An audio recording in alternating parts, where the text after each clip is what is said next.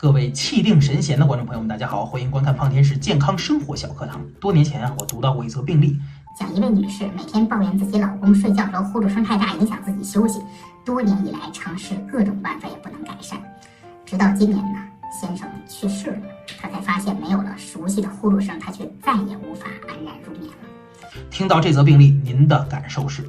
A. 潸然泪涌，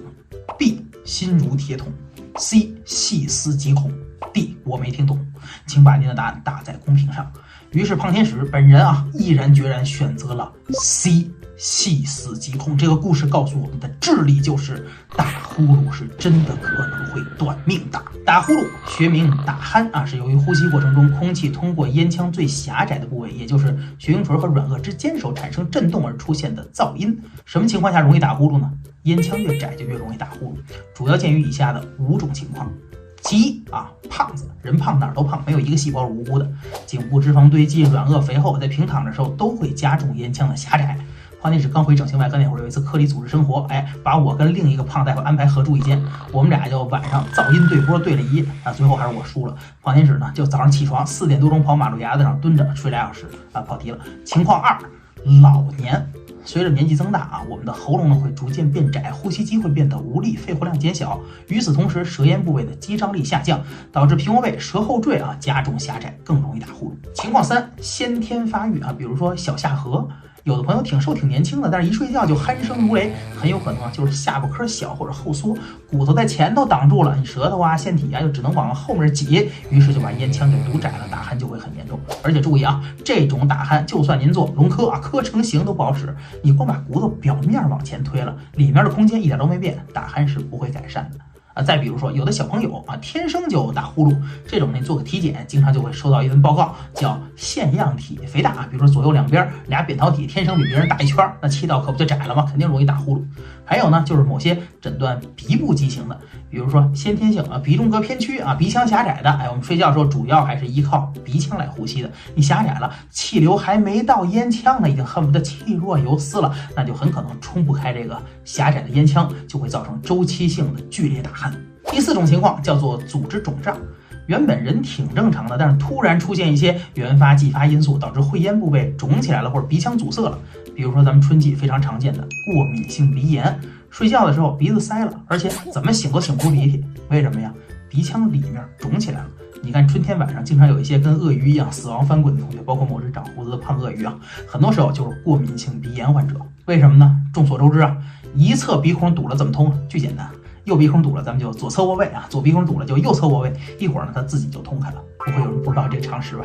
其他的进食辛辣刺激，特别是饮酒之后立刻睡眠，打鼾会非常严重，因为本身就喉头水肿加上酒精会导致会咽肌肉松弛，双管齐下，甚至有一些一个醉酒就再也醒不过来，憋死了。所以同志们，珍爱生活，远离酗酒。最后一种情况，平卧位。你站着的时候是不会打呼噜的，因为舌头不后坠，同样趴着时候也不容易打呼噜。那对于重症肺炎患者有一个很重要的呼吸治疗方式，就是腹位通气。去年胖天使得新冠肺炎的时候也说了，躺不平，每天趴着才能睡，就这道理。人在平卧的时候舌咽部位的这个软组织向后方的软腭移位，这是一个很简单的物理重力导致加重打鼾。而对于本身就爱打呼噜的有前面4项危险因素的同志，平卧的时候更是加重打鼾压垮稻草的最后一只骆驼。说完原因谈谈打呼噜为什么危险。打鼾烦人，引起同学不待见，男女朋友吵架，孩子没法睡觉，这些社会性危险咱们今天不谈，仅说针对当事者本人。打鼾最重要的问题就在于它阻塞气道本身导致的阻塞性呼吸睡眠暂停 OSA，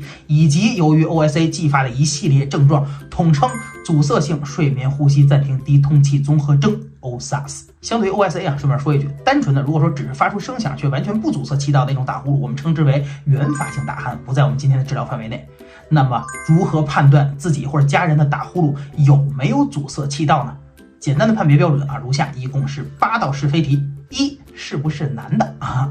是不是大于50岁3，颈围男性是否大于43公分，女性大于40公分4， BMI 是否大于35 5，是否有高血压6，睡起来了有没有还觉得累和困7，别人有没有发现你睡眠中有呼吸会暂停8，打鼾声是否能够大到隔着门还能被听到。8个问题，每个是得1分啊，0到2分的总分是 OSA 低危，3到4分中危，5分以上明确的高危人群必须采取治疗。当然，这个判别也不能完全按分数走。比如说，您总共就得2分，一是鼾声巨大，2是明确被人发现呼吸睡眠暂停，那即便其他全是阴性，基本上还是得诊断 OSA。接下来就得说说 OSAS 的危害了。阻塞啊，缺氧，特别是长期缺氧会怎么样呢？直接影响当然就是头晕脑胀啊，困倦乏力，整天没精神，影响正常的工作生活。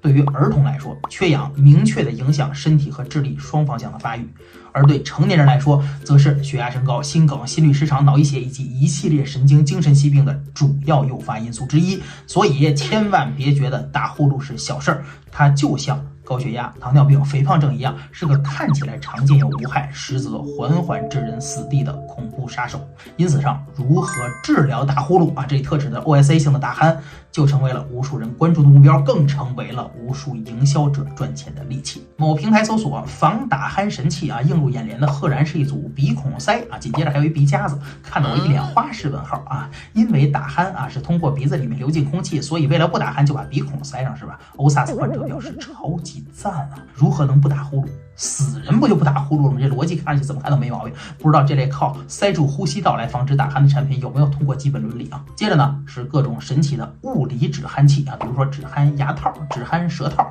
止鼾弹力带之类的。原理相当明确，就是通过固定下颌、固定舌头、固定会阴的方式，让舌后坠减轻啊，从而抑制这个呼吸阻塞。原理上没毛病，但是呢，大多数的物理止鼾产品，您真的用过就会发现效果